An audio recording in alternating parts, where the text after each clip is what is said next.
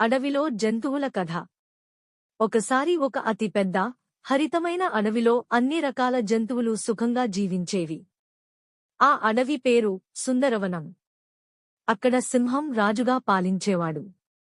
అతను ధర్మపరాయణుడు, కాని కొంచెం గర్విష్ఠుడు కూడా. ఒకరోజు అడవిలో ఉన్న జంతువులందరూ ఒక ప్రత్యేక సమావేశం పెట్టారు. కారణం, ఇటీవల కొన్ని జంతువులు కనిపించకుండా పోతున్నాయి. ఇది చూసి అందరూ భయపడిపోయారు. ఇది ఏమిటి? ఎవరు ఇలా చేస్తున్నారో వెతకాలి అని చిరుతపులి గట్టిగా అరచింది. సింహం గంభీరంగా నిలబడి, ఈ విషయం నేను చూస్తాను. నేను రాజును కదా. ఎవరు తప్పు చేస్తే వారిని కఠినంగా శిక్షిస్తాను అన్నాడు. మరుసటి రోజు నుంచి సింహం తన సైన్యంతో అడవి అంతా పరిశీలించసాగాడు.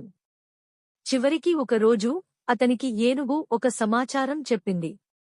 రాజా, మలగ చెట్టు సమీపంలో ఏదో అనుమానాస్పదమైన శబ్దాలు వస్తున్నాయి.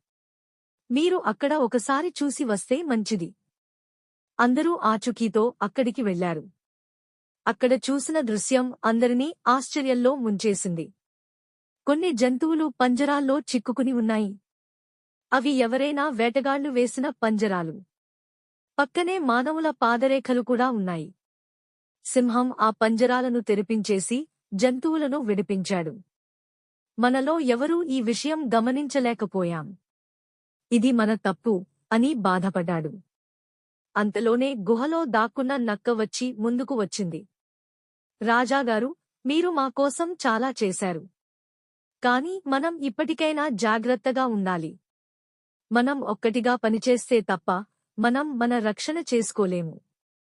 అందరూ నక్క మాటలకు అంగీకరించారు. వెంటనే ఒక యోజన సిద్ధం చేశారు. జంతువులందరూ ఒక బృందంగా వేటగాళ్ల గుట్టు రట్టు చేయాలని నిర్ణయించారు. ప్రతి జంతువు తనదైన విధంగా సహాయపడింది. పక్షులు ఆకాశంలో గమనించి వార్తలు తెచ్చాయి. కుందేలు తాటికి సందేశాలు తీసుకెళ్లారు. బల్లులు మట్టి అడుగుళ్లను గమనించాయి. ఇలా కలిసి పనిచేసినందువల్ల వారు వేటగాళ్ల ముఠాను పట్టుకుని అడవికి వెలుపలికి పంపించారు. అంతేకాకుండా అడవి ప్రవేశద్వారాన వాచ్ పంచ్ పెట్టారు. ఎవరైనా మానవులు ప్రవేశించినా వెంటనే హెచ్చరిక ఇవ్వడానికి. ఆ రోజునుంచి సుందరవనం ఒక ఆత్మీయతతో నిండి ఉండేది. అందరూ కలిసికట్టుగా, ప్రేమతో జీవించసాగారు.